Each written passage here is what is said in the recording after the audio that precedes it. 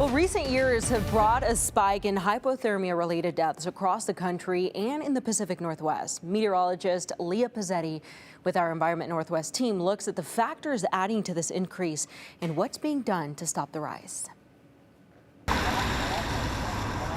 On a night approaching freezing in Kent, Hello. one woman approaches everyone with warmth. Hi.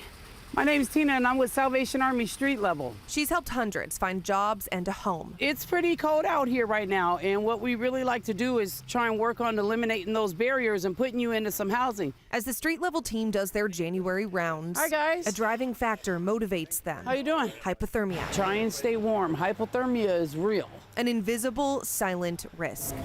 911 emergency. With the winter months, it's the complications that hypothermia adds to the calls we already go on. King County's Medic 1 paramedic and division chief Evan Van Auden says hypothermia can be the nail in the coffin when it comes to survival for anyone needing medical help. If it's a medical emergency like an overdose or a heart attack, if you add hypothermia into that, it increases mortality and morbidity. There's been a recent spike in hypothermia-related deaths, both nationally and locally. I pulled data from the last 20 years for both King County and Washington State, and the numbers show a similar trajectory. From 2005 to 2014, the number of hypothermia-related deaths in King County was 5 to 6 people per year, and statewide was 31 to 32 people per year. Those numbers skyrocketed in the decade after. From 2015 to 2024, in King County, the number of people who died from hypothermia tripled to 16 to 17 people, and statewide doubled to 63 to 64 people dying per year. Now experts are trying to get to the root cause of why deaths are on the rise. This invisible killer is something National Weather Service meteorologist Reed Wolcott is studying. You don't know that you're in trouble until it may be too late to mitigate some of those impacts. Yeah, it's not as in your face as a hurricane or tornado. Yes, you don't have things being thrown at you. He's part of a national team currently developing the framework for new cold weather products, which will vary nationally, region by region, because different parts of the country are better equipped for winter weather extremes. Up in the upper Midwest, you're talking negative 30 degrees for a cold weather advisory. Looking at recent history, the 3 deadliest months in King County when it comes to hypothermia correlate exactly with extreme weather events. So when we're seeing these weather events that are more extreme, we see the direct result in fatalities.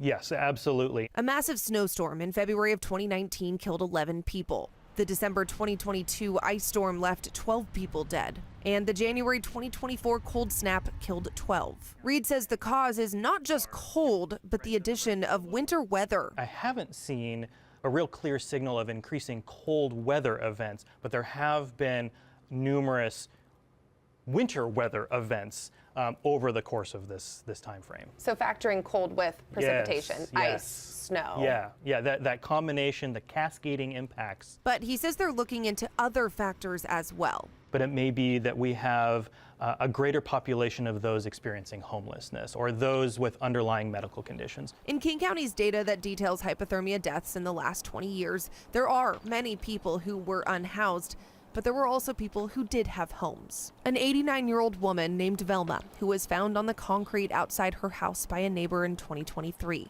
75-year-old Riley, who was found in an unheated house during frigid temperatures in 2022. Those just a few of the people with homes. However, people living outside are feeling the brunt of this impact.